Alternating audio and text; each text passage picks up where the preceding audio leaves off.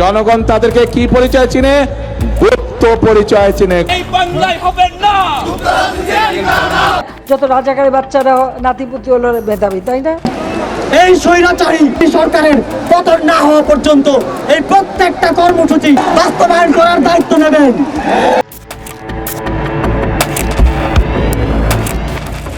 বাংলাদেশের রাজনীতির আকাশে যখনই শান্তির এক চিলতে রোদ দেখা দেয়, ঠিক তখনই কালো মেঘের মতো ঘনিয়ে আসে নতুন কোনো রহস্যময় সংঘাত।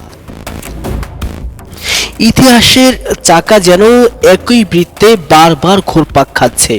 গতকাল যা ছিল রাজাকার, আজ তা রূপ নিয়েছে এক রহস্যময় শব্দে, গুপ্ত।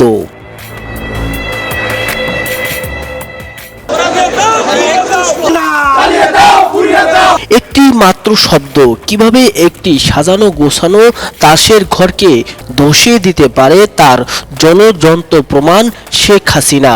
যত রাজাকারের বাচ্চারা নাতিপুতি হলো মেধাবী, তাই না? কিন্তু ইতিহাসের পুনরাবৃত্তি কি এবার বিএনপির ভাগ্যেও লেখা আছে?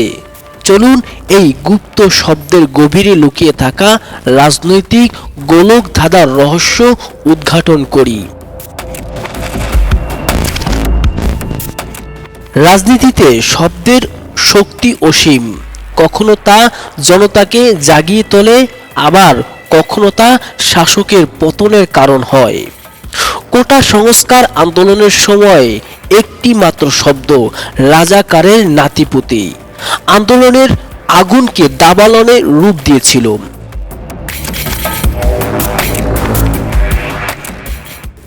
ছাত্র জনতার সেই ক্ষোভ শেষ পর্যন্ত তাকে দেশ ছাড়তে বাধ্য করে। বর্তমান রাজনৈতিক প্রেক্ষাপটে আলোচনার কেন্দ্রবিন্দুতে এখন গুপ্ত শব্দ। অভিযোগ উঠেছে ছাত্রদল ও বিএনপির শীর্ষ পর্যায় থেকে ছাত্র শিবিরকে ইঙ্গিত করে এই শব্দটি ব্যবহার করা হয়েছে। ঘটনার সূত্রপাত একটি দেয়াল লেখনকে কেন্দ্র করে। ক্যাম্পাসের দেয়ালে লেখা ছিল আওয়ামী লীগ মুক্ত ক্যাম্পাস, কিন্তু রহস্যজনকভাবে সেই লেখা মুছে সেখানে লিখে দেওয়া হয় গুপ্ত মুক্ত ক্যাম্পাস।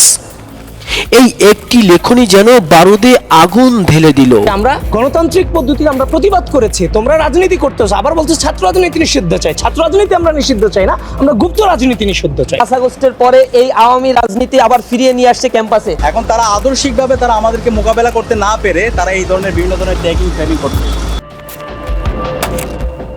ছাত্রদলের দাবি, ছাত্র শিবির যদি গোপনে বা আন্ডারগ্রাউন্ডে রাজনীতি নাই করবে, তবে গুপ্ত শব্দে তাদের গায়ে এত জ্বালা কেন?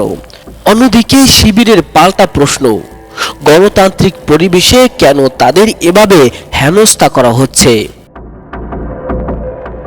এই সাধারণ শব্দ বিতর্ক এখন আর কেবল কথার লড়াই সীমাবদ্ধ নেই।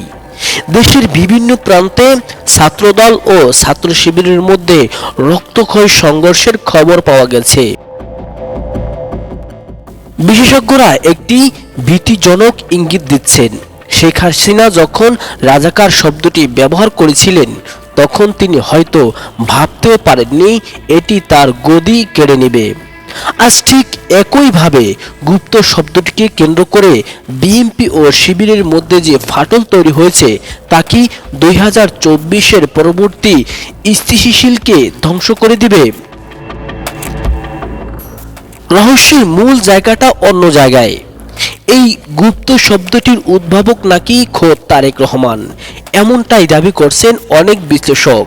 জনগণ তাদেরকে কি পরিচয় চিনে? গুপ্ত পরিচয় চিনে। গুপ্ত পরিচয়।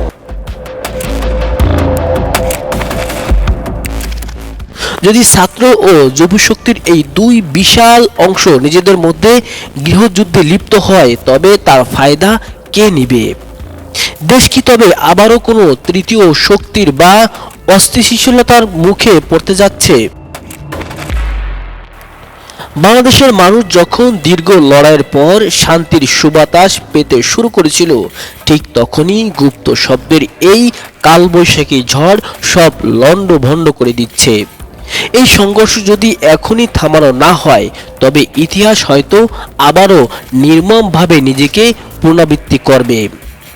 দর্শক, আপনাদের কি মনে হয় একটি শব্দের জেদ কি দেশের ভবিষ্যৎকে আবারও অন্ধকারের দিকে ঠেলে দেবে, নাকি রাজনৈতিক নেতৃত্ব বুদ্ধিমত্তার পরিচয় দিয়ে এই রহস্যময় সংঘাতের ইতি টানবে?